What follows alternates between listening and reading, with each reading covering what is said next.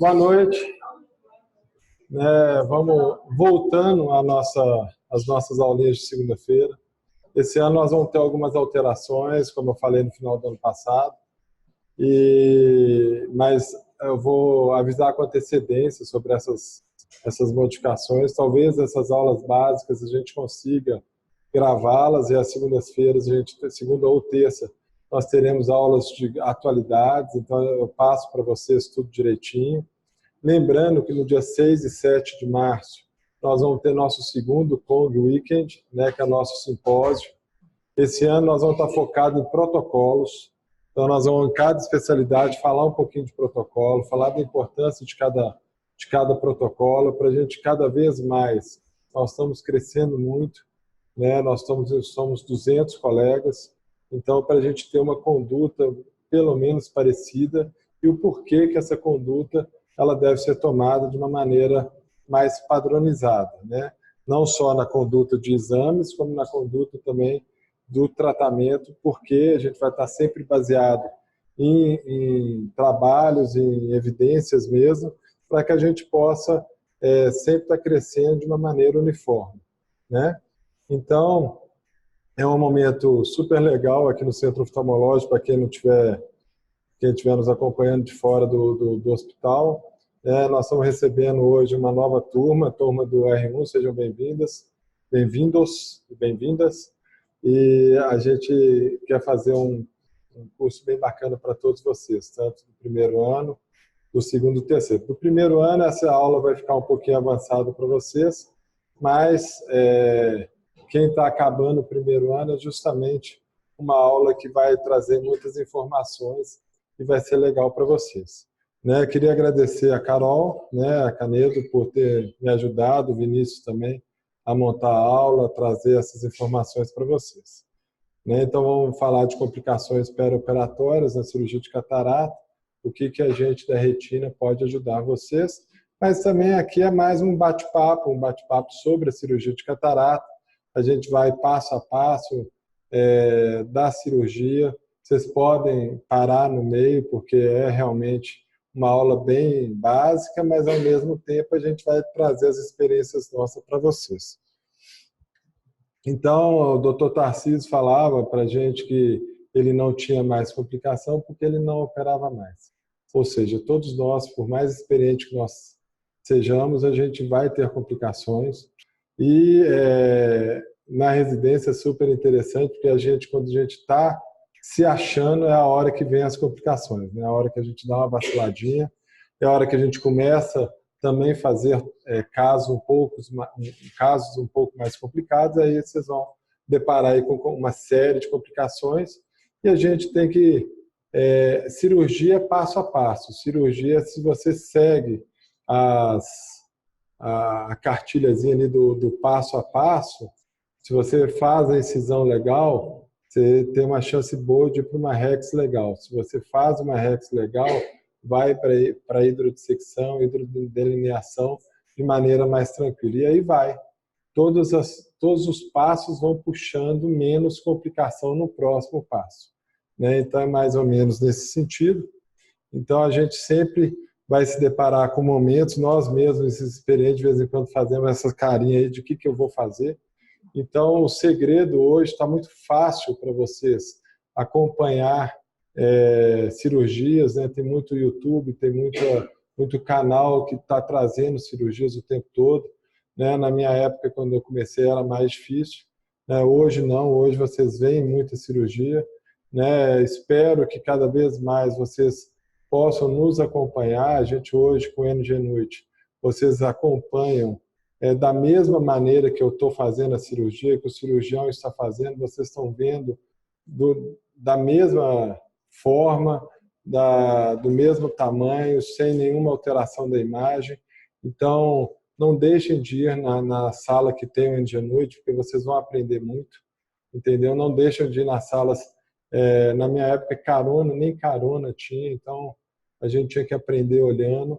E não deixem de ver muitas cirurgias, porque na hora que vier a complicação, é na hora que você vai realmente sair da complicação, não lembrando de onde você viu aquilo, e você viu de tanta cirurgia que você acompanhou.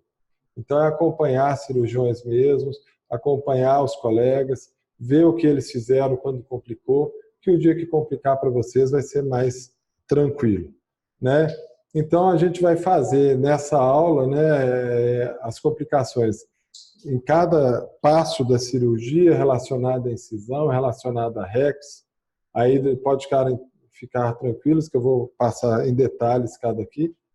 A hidrodissecção, a íris, né, as roturas de cápsula, de zônula e a hemorragia subacoroidea, que, graças a Deus, na era FACO, ela se torna cada vez mais difícil da gente ter uma, mas pode acontecer com vocês, é um caso um pouco mais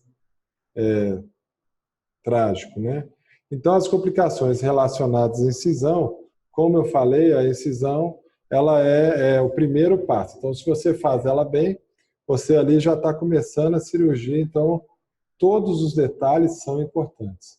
Logicamente, numa era onde você tem também o femtosecto que pode te acompanhar, você pode ali fazer a incisão de acordo, triplanar, você pode fazer em 2 planos, você pode fazer da maneira que você mais gosta, no ângulo que você quer fazer, para diminuir um pouco o astigmatismo, para trazer, o interessante é que quanto mais você vai trazendo tranquilidade para a sua cirurgia, menos astigmatismo você vai levando na sua incisão, aí menos você pode corrigir aqueles pequenos astigmatismos com a sua própria incisão.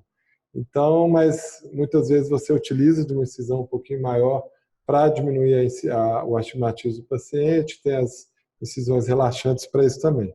Mas em relação a isso, tem a questão do túnel estreito e do túnel longo. É diferente da incisão estreita, incisão mais larga.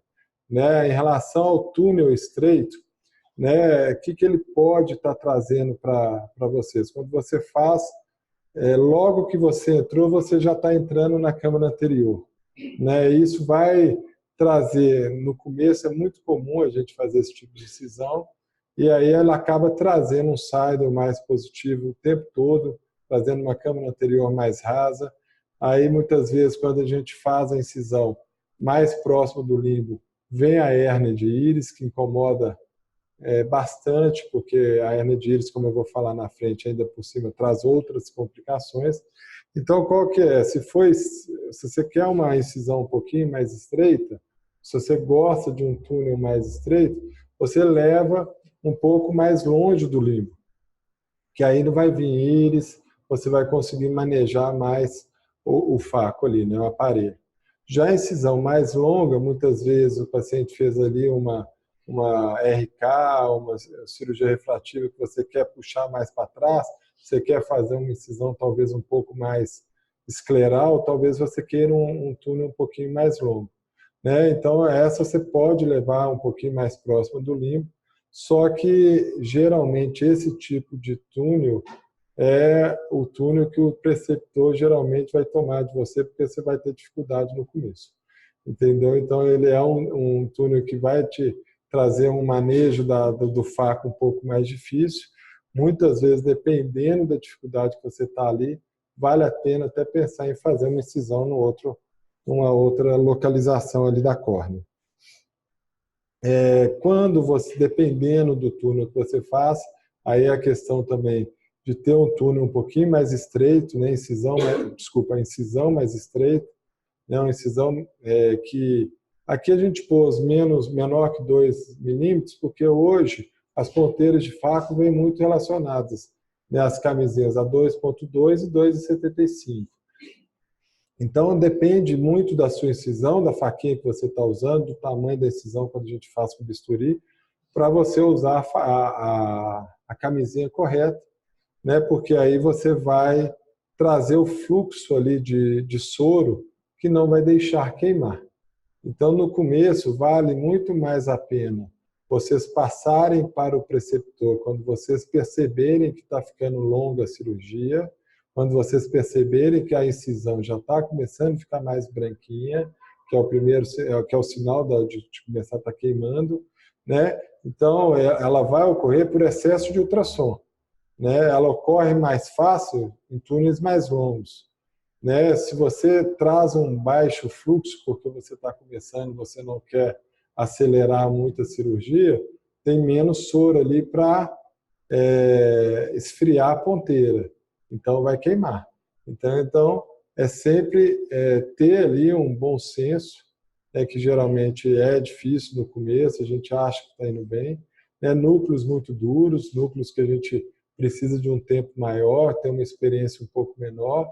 Então, tomar cuidado mesmo, trazer o preceptor para perto nesse tipo de procedimento, porque o tratamento ele não é fácil, né? O tratamento da queimadura, você faz sutura e mesmo assim dá saída. Você faz uma sutura uma do lado da outra e dá saída. E aí você fala assim, agora não tem mais como dar ponto, libera o paciente, no outro dia está a câmera rasa. Então, e é difícil, porque ele é difícil de cicatrizar. Então, muitas vezes vale a compreensão de vocês, que vale chamar um preceptor quando a cirurgia está ficando um pouco mais demorada, né? A hidratação conjuntival, o que acontece? Quando você faz uma incisão um pouquinho mais posterior, o soro pode entrar ali e fazer uma queimose ali, um edema conjuntival, né? Então é aquela pressão positiva na câmara anterior, e aí você vai aumentando ali, no começo dá uma sensação ruim, para quem tem mais experiência, isso nem chega a ser uma complicação, isso é muito tranquilo, mas você pode drenar aquilo ali, diminuir um pouco o fluxo do soro, né? Talvez abrir mesmo a conjuntiva, liberar a conjuntiva ali de perto da incisão, puxar um pouquinho para trás, e aí vai parar esse incômodo processo, porque dependendo, se vocês vão deixando, ela pode chegar numa queimose que vai atrapalhar até a visibilidade de vocês, tá bom? Descolamento da membrana DCM. Essa já é para o pessoal que está um pouquinho mais para frente, porque quem está começando se quer ver essa complicação, né? Que é uma rex que está vindo da córnea, né? É uma nova camada que está aparecendo ali, você fala, da onde está vindo isso? Na realidade, é por incisão um pouco mal feita, uma técnica cirúrgica inadequada, talvez uma ponteira muito reutilizada, né? Uma camisinha ali que não está rasgada ou está ali trazendo, não está tão boa quanto a gente gostaria, e aí você acaba lesando ali a DCM e ela vai descolando se você não perceber. Ela pode acontecer também na hora de você estar injetando a lente, acontece ali, está tudo bem, de repente você põe a lente, você vê um descolamentozinho de DCM, mas geralmente, graças a Deus, ele é pequeno, ele tem uma resolução muito rápida. O segredo é no final, se você perceber, nunca puxar. Se você percebe que tem uma desinserção ali, tem um descolamentozinho, não ficar tirando e colocando a ponteira o tempo todo, encerrar a cirurgia o quanto antes, fazer, né, num movimento só, e também na hora de colocar a lente, prestar atenção se você não está levando a DCM junto, né? Nunca puxar uma rex que já não existe, essa rex pode ser a DCM, e se isso acontecer, se ela vier ali descolando, deixa ver o que está acontecendo, chama o preceptor, que ele vai colocar a DCM de volta, vai trazer outras técnicas com ar, com gás, se precisar, para isso devagarzinho compensar a córnea, né? Então, normalmente, elas acometem ali muito próximo da incisão. Se por acaso ela se estender, tem que usar uma bolha de ar uma bolha de ar maior, mas mesmo aquela pequenininha, eu sugiro vocês deixarem a bolha de ar, que ali vai ser uma resolução mais rápida. Não deixa ele balançando ali não, porque ela pode dificultar depois, pode vir num local um pouquinho errado, o ar vai deixar o descolamento DCM no lugar certo. Raramente você precisa fazer uma sutura, raramente ela é tão grande que você precisa colocar um SF6, um C3.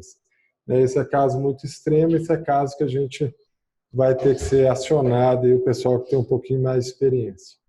Então, é casos extremos como esse, né, que é a hora que você trata direitinho, você consegue ter um resultado interessante, né? Mas que pode levar, né? Se você vê ali na segunda linha, você pode ver uma, uma, uma nova camada. Ali é a DCME que soltou, você vê um edema muito importante e tratando bem, graças a Deus, resolve-se bem.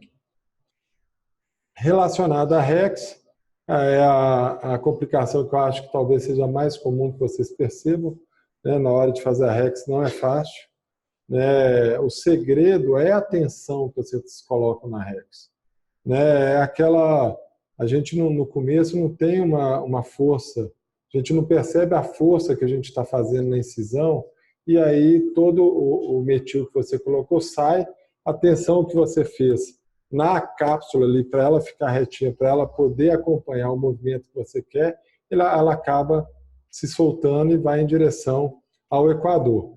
Se passar do equador, vai pegar a cápsula posterior e aí vocês vão ter muita dificuldade de continuar aquela cirurgia ali. O segredo é voltar mesmo, né? É trazer parar, se a REX corre, põe mais metil, tenta trazer de maneira mais para o centro da REX, e você vai perceber que no começo ela tá indo, você não está vendo, mas ela tem que voltar logo, porque senão vocês estão aumentando a quantidade de abertura ali da REX. Então, é simplesmente eliminar a força que está levando a REX para fora, trazer ela para dentro, e aí, quando isso acontecer, tomar muito cuidado, se ela foi muito para trás, se vocês tiverem dúvida, o cristalino não ser muito duro, de repente uma opção é luxar para a câmara anterior, de repente é fazer o chopper mesmo, que aí você não faz tanta pressão na onde ali está mais frágil. Algumas vezes vale a pena, se realmente ela correu, você fazer as de alívio, é melhor do que ter uma corrida só. Se a REX correu para... Você perdeu o controle, ela foi, você tem que voltar para fazer uma nova REX de outro lugar, não deixa só um lugar de fragilidade. Porque ali vai, a hora que vocês colocarem o fluxo de soro, é por ali que vai correr. Então, faça uma nova incisão, se possível, pelo menos 4, de maneira diametral, né? Se for a 90, faz lá embaixo, faz a 180, que vocês vão ter ali uma força um pouquinho mais tranquila disso aí não correr. Mas é complicado, acho que vale a pena sempre, lembrando, já que vocês não sabem, tem bastante residente aqui na plateia, vale a pena chamar o preceptor. Né? Então, quando tem um aumento da pressão endocapsular durante a confecção da REX, tipo numa catarata prematura, ou quando o blefaro está muito apertado, quando vocês passarem a fazer tópica e aquele paciente está muito ansioso ainda, né? Aí ele aperta demais o blefaro, pode trazer um aumentozinho ali. Então, tomar cuidado para você sempre estar fazendo, tentando liberar essa pressão que está lá dentro do cristalino, da catarata. Então, muitas vezes, você faz uma REX muito pequena, faz uma pequena abertura, libera a pressão lá de dentro, né? Se for uma intumescente, se for alguma coisa nesse sentido, verifica se não é blefaro, verifica se não é alguma questão da anestesia, e aí continua, entendeu? Porque aí esse cuidado da REX é muito importante, senão pode acontecer essa bandeira argentina aí que a gente acaba tendo uma dificuldade depois de seguir na cirurgia, né? Então aí esse caso é para passar para o preceptor mesmo. Relacionado à hidrodissecção, né, o acúmulo de líquido pode dar assim, bloqueio capsular. Você já fez a REX, você pressionou demais, injetou muito forte ali, você pode causar uma ruptura da cápsula posterior. Né? Então, injetar devagar, perceber a onda passando atrás. Muitas vezes a catarata está muito madura, você não consegue, mas isso você, aos poucos vai percebendo, você injeta e ao mesmo tempo aperta o cristalino para que aquele líquido tenha vazão. Aperta um pouco a incisão, você não aumenta a pressão. Então é mais ou menos isso, você põe a cânula, vê a onda passando atrás do cristalino, da catarata, e aperta o cristalino para que aquela pressão não seja só posterior, ela consiga sair pela rex. Lembrar que quando você tiver uma rex muito pequena e você ainda não tem habilidade para ampliar, a hidrodissecção tem que ser bem lenta para que você não faça esse bloqueio capsular. Né? Essa aqui é mais rara, mas sempre pode acontecer.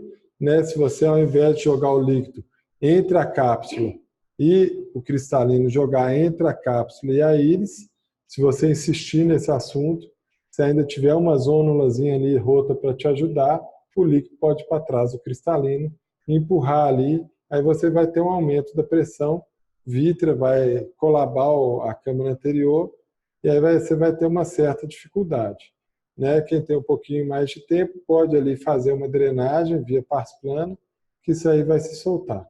Mas sugiro ter bastante experiência para essa manobra, porque é uma manobra que pode ter uma cápsula rota, alguma coisa nesse sentido, se você não tiver essa experiência para fazer isso.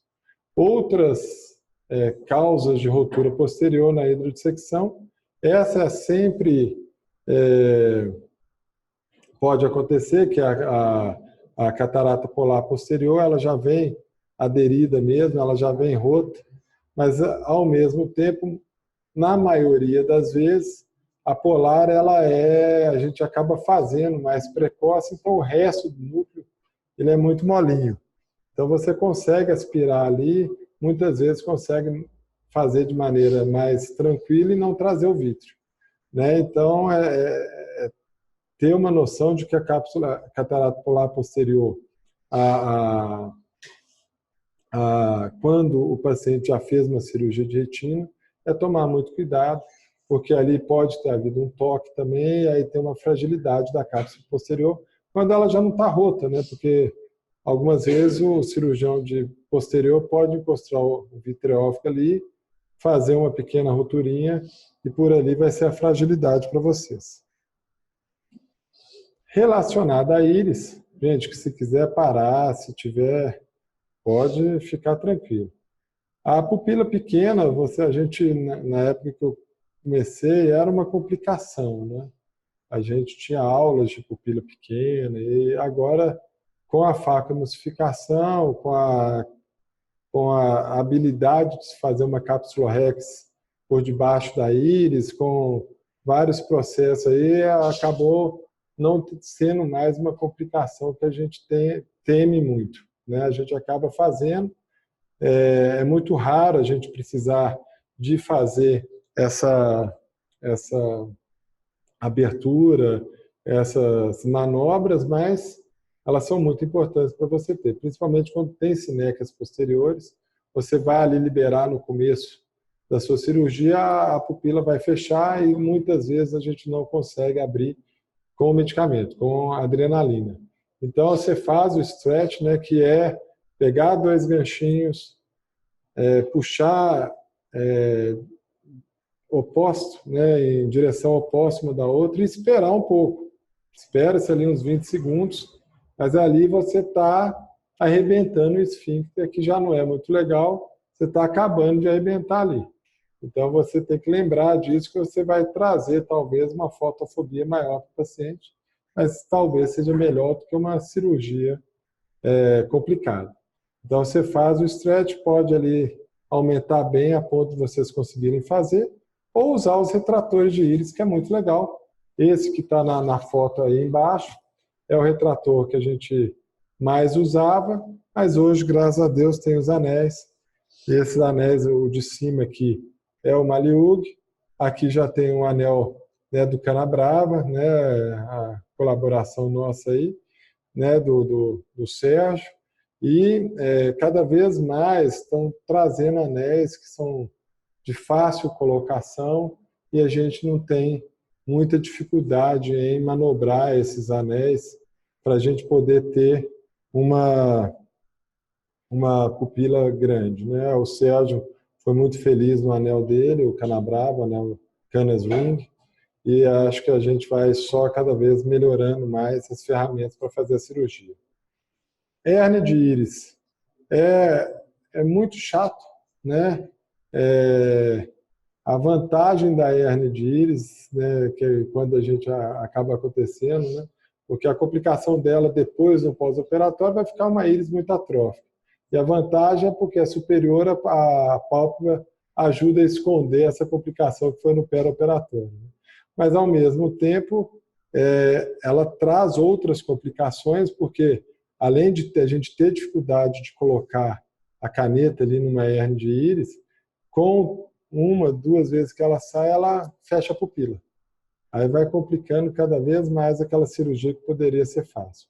A causa principal, como eu falei, é o túnel pequeno, né? A pressão elevada também pode levar a você colocar muito visco, você fazer uma hidrodissecção, ela vai sair ali, mas geralmente sai numa incisão um pouco mais limbar, né? Uma incisão mais corneana, ela geralmente não ocorre. Um macetezinho para quando ela ocorre é você tentar tirar ela pela incisão acessória.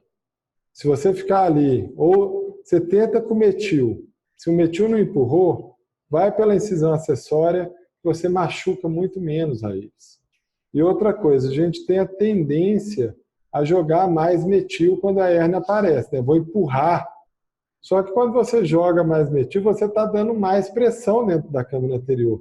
Aí na hora que você coloca metil para empurrar, de repente a íris sai. Você fala, mas eu empurrei a íris? Não, é porque você está aumentando a pressão intraocular e ela vai sair, porque ali tem uma incisão aberta, ali, um lugar para escapar a íris mesmo. Então, e tentar finalizar a cirurgia. Entrou, finaliza a cirurgia ali. É lógico que se acabou o metil, tem que voltar ao metil, mas se possível, já entra com a caneta, faz a cirurgia toda, para a íris não vir o tempo todo.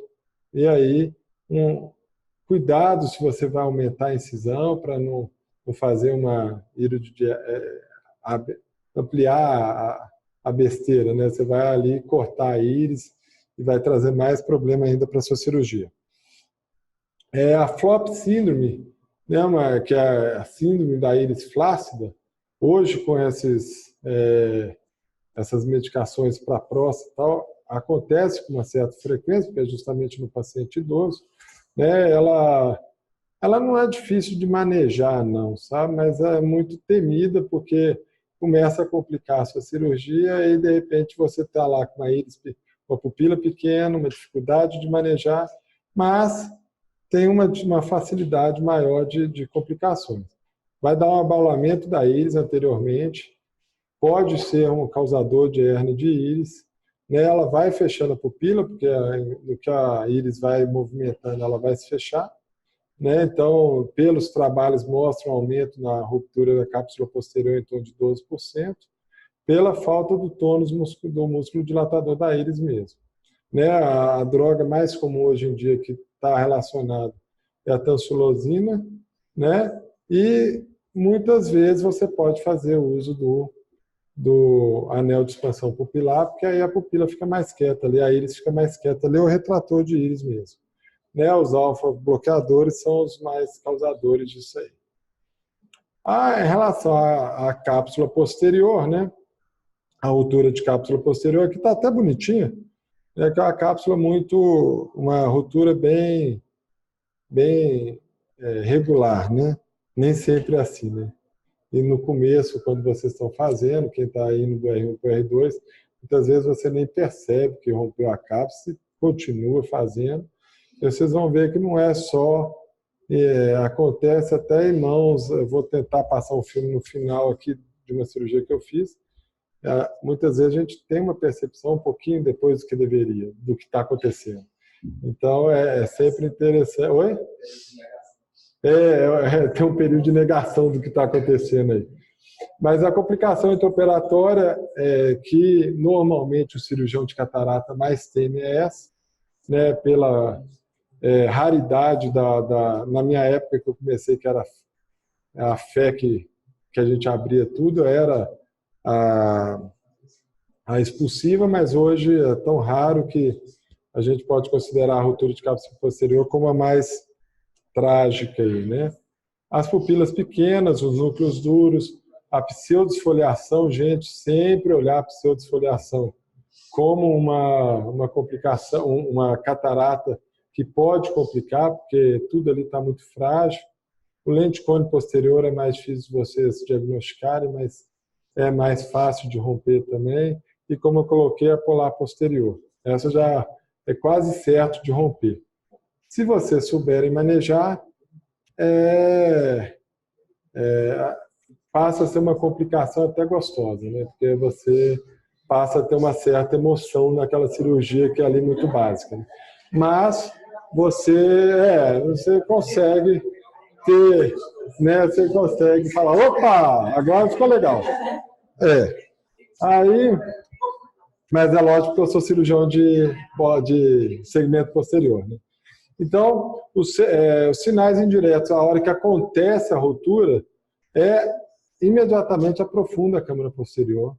É muito fácil de ver esse sinal, mas no começo vocês não percebem, né? Ele é claro, se aconteceu alguma coisa repentina na câmara anterior, vocês ficam espertos que pode ser a ruptura de cápsula posterior mesmo.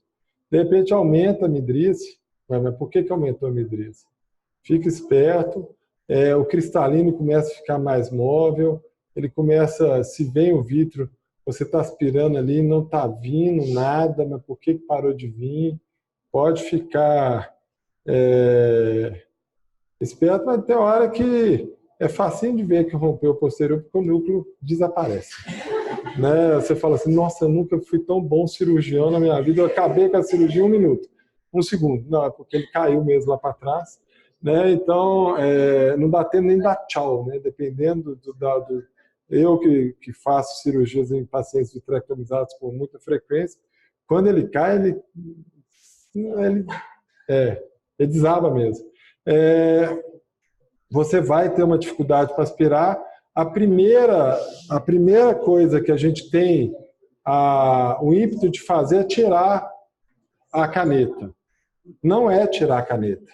Né? Você tira o pé do pedal e mantém a caneta. Porque você tem que, se você tira, o que vai acontecer? Ali já vai ter pouco metil, né? Porque é uma cirurgia que está complicada.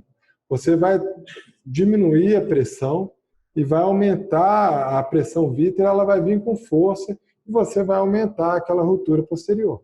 E aí o vítreo que estava lá quietinho, a hialóide anterior que estava lá quietinha, ela vai se romper e vai vir vítreo para a câmara anterior. Então, qual que é o segredo? Deixe que percebeu, mesmo que seja tardia. Realmente temida. Vocês viram que o negócio aqui dá até problema, né? Aí, vocês deixam ali e põem viscoelástico pela auxiliar, né? E aí, aumentou ali a pressão na câmara anterior em relação ao vítreo, o vítreo não vai vir. Né? Ou se veio, vai ficar mais quieto lá atrás. Né? E aí, a gente tentou trazer de uma maneira mais esquemática para vocês. Se tem mais do que a metade do núcleo, cuidado por terminar essa cirurgia ali com faca emulsificador, que pode trazer problema para vocês. Né? Porque é difícil você fazer uma vitrectomia. Né? O segredo faz a vitrectomia anterior, tira o vítreo da câmara anterior, você vai ter tranquilidade de colocar um faco com parâmetros mais tranquilos. Mas se tem um baita núcleo grande ali, duro, que foi até o motivo de romper, né? Se você tem mais da metade do núcleo, muitas vezes é menos traumático você abrir, luxa o cristalino para a câmara anterior, tira via câmara anterior como se fosse uma extracapsular, faz a vitrectomia, tira o córtex e avalia onde você vai pôr a lente, se tem saco ali para colocar ou se precisa colocar no sulco. Né? Então é mais ou menos dessa maneira que você tenta finalizar a cirurgia. Quando é menos de um quadrante, né? Quando é em torno de um quadrante, Aí a gente fica um pouco mais atrevido, porque você luxa ali, põe um ganchinho para manter aquele núcleo ali, entra devagarinho, com parâmetros menores, você vai aspirar aquele núcleo. Porque o medo é você entra com fluxo, você vai estar jogando aquele núcleo para trás. Então você tem que proteger aquele núcleo, proteger, lembrar do endotélio da córnea, não judiar muito, e aí você consegue aspirar aquele quadrante. Se vier vítreo, faz a vitrectomia, aspira a seco. Se tem muitos fellows meus aqui, se a gente é do segmento posterior, se tem ali um Constellation ou um aparelho de segmento posterior de outra marca também, é só colocar os trocáteres hoje, você vai via posterior, alivia ali a pressão do vítreo, você consegue fazer a aspiração até com líquido mesmo, sem muito estresse. Mas aí já é mais para o pessoal que vai fazer segmento posterior. Se é do segmento anterior, é realmente fazer a aspiração do córtex a seco, depois de retirado o núcleo, né? Não fica tentando catar o núcleo que vai para trás. Deixa para o seu amigo, tenha sempre um amigo da retinólogo, né? Mas deixa para depois, não vai catar lá não, que você vai aumentar as complicações para o retinólogo e vai trazer menos possibilidade de sucesso. Deixa ele lá, se ele vier com tranquilidade, tudo bem. Mas se não, deixa o núcleo lá, limpa bem o córtex, né? Tira o vítreo da câmara anterior, põe a lente no suco ou no saco, dependendo do estado que o saco ficou, e aí deixa para a gente resolver depois no segundo plano. Nunca esconda do paciente as complicações.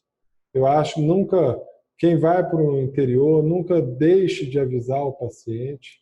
Olha, existe a possibilidade de complicar sim, né? Não tem, a gente vai fazendo um segundo tempo um cirurgião de segmento posterior perto da sua cidade. Então é isso, não tem que ter muito segredo, não fica cozinhando muito pedaço de córtex, pedaço de núcleo lá no polo posterior, porque vai trazer edema macular e vocês vão ter dificuldade de uma acuidade visual melhor para o paciente depois. Então é mais ou menos essas duas. A diferença que a gente quis colocar aqui foi vir in vitro ou não vir in vitro. Né? Quando não vem in vitro é uma delícia, mas é muito raro nesse começo de carreira de vocês perceberem essa diferença, né? Então vai acabar vindo o vítreo mesmo, mas na ausência de vítreo tá fácil, é só aspirar a seco, ver ali como é que está a rex posterior, ver como é que está a ruptura posterior, pode tentar sem medo, põe lá mais metil, pega um preceptor mais delicado, mais atencioso, tenta fazer a rex posterior, se vocês verem que estão ampliando, põe no sulco mesmo, para não vir in vitro. Se já veio vítreo, aí a vitrectomia anterior, às vezes, para você tirar aquele quadrante, para você tirar pedaços menores, amplia um pouco a incisão, não precisa ampliar para 6, para 7, não, amplia para 3,5 e 4, você já consegue tirar um quadrante, e aí vai, faz a vitrec, tira os córtex e põe a lente. Deixa sempre limpinho, não tenha medo, né? Eu acho que na parte anterior ali, vocês podem fazer a vitrectomia anterior com tranquilidade e tirar o córtex. Não tenha medo de fazer uma incisão um pouquinho fora daquele programado, fazer uma incisão às 6 horas, fazer uma incisão fora do padrão para buscar um córtex que ficou ali, com o olho calmo, sem vítreo, porque senão vocês vão estar puxando o vítreo ali e pode dar um descolamento de retina. Mas é muito tranquilo, não é uma complicação que no começo assusta, mas que aos poucos vocês vão pegando e vai trazendo. E não se preocupem que todos vão ter.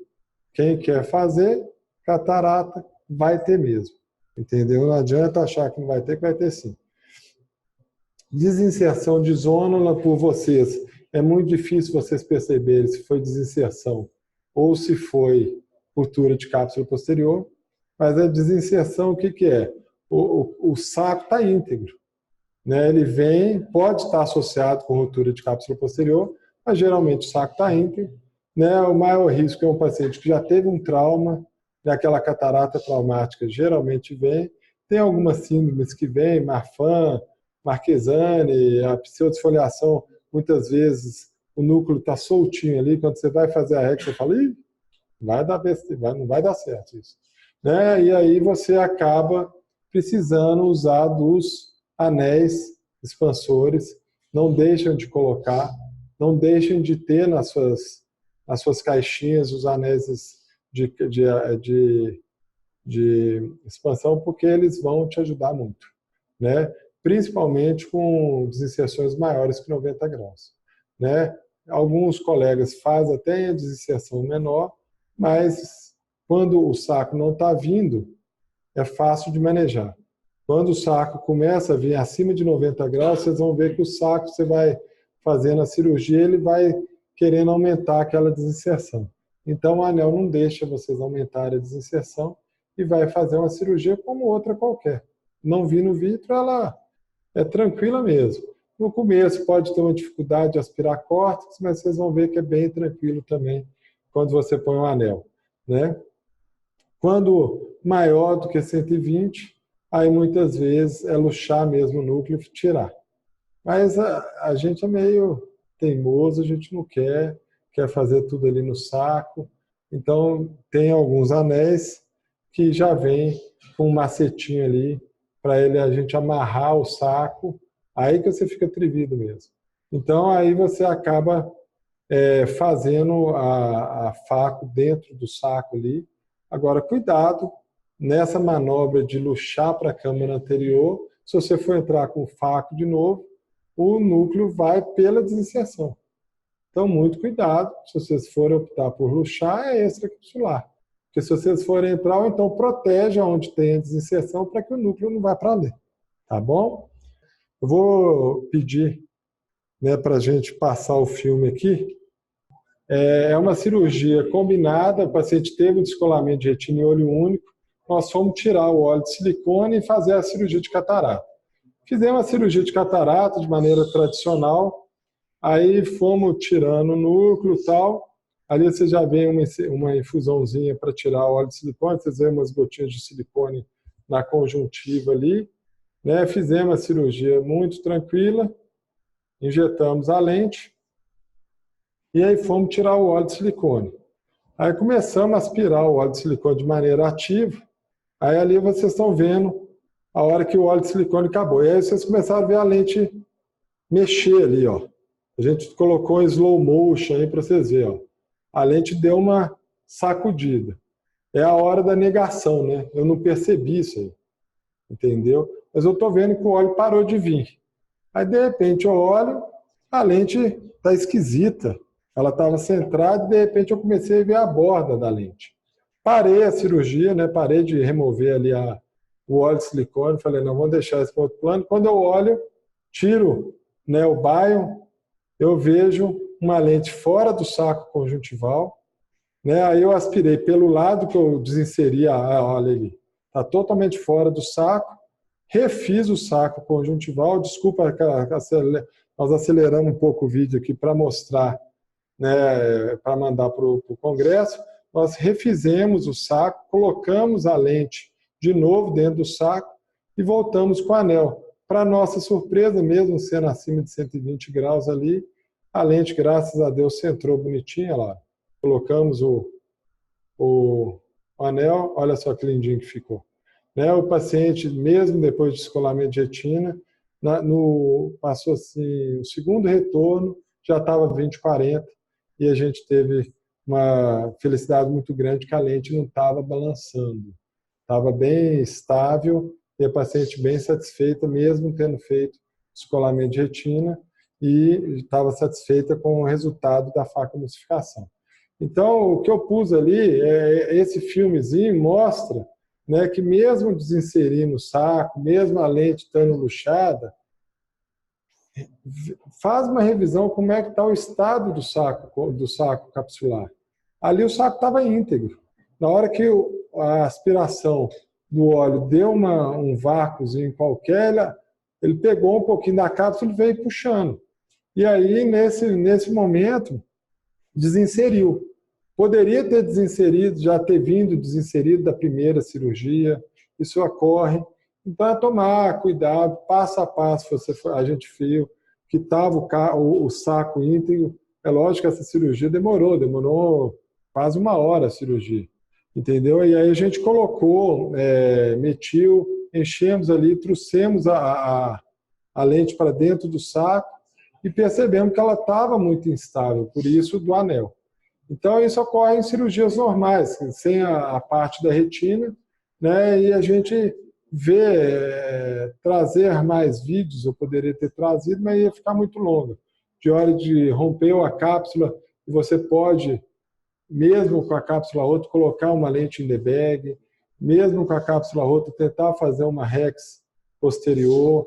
Isso tudo aos poucos vocês vão pegando e vai trazendo mais tranquilidade para a cirurgia de vocês. A hemorragia expulsiva é realmente muito dramático, né? Maior risco no glaucoma, uma miopia muito alta, hipertensão ocular, tamanho da incisão ocular muito, quando a gente fazia o bocão lá, né? Abria quase metade do olho, acontecia, porque ocorria uma descompressão muito grande, a gente ainda tinha que ter uma abertura grande para um núcleo enorme, né? Que de vez em quando não estava muito maduro mesmo para a gente poder tirar. Então, na hora que saiu o núcleo, vinha tudo, vinha com força a hemorragia. Mas, graças a Deus, com a faca, isso é muito raro, mas acontece. Então, se vocês perceberem, né, que a câmera anterior está cada vez mais rasa, começa a vir prolapso de íris, você perde o reflexo vermelho, o paciente está bem posicionado, você perdeu o reflexo vermelho, tem vindo alguma coisa de trás. Isso muitas vezes também pode ser na hora de... o anestesista fez ali uma infusão um pouquinho mais rápida, dar ponto. A cirurgia parou de ser cirurgia de catarata para cirurgia de dar ponto, dar ponto, dar ponto. Algumas vezes não é com 10-0, se vocês pedem um fio mais grosso, porque o 10-0, na hora que você fechar, nem adianta, se for expulsiva mesmo, já pega, né, um fio mais grosso que tiver na sala, dá uns 2-3 pontos com o fio mais grosso, depois você vai ver o que está acontecendo, se você consegue passar ali um manitol, alguma coisa para ver se consegue acabar a cirurgia, mas normalmente ali se encerrou a cirurgia. Eu queria agradecer a presença de todos vocês e abrir para perguntas, se vocês têm alguma pergunta a fazer. Tranquilo? Então, show de bola. Agradecer ao pessoal que nos acompanhou aí na internet. Teve momentos aqui de bastante gente acompanhando, foi legal. E a gente, segunda-feira que vem, a gente vai voltar aqui com o Dr. Gustavo, também no mesmo horário, por volta de 7h30.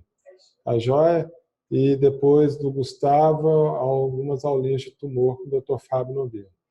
Então, obrigado mesmo, a presença de todos. Tem alguma pergunta na internet? Então, tá joia. Fechando a aula, então. Obrigado, viu, gente?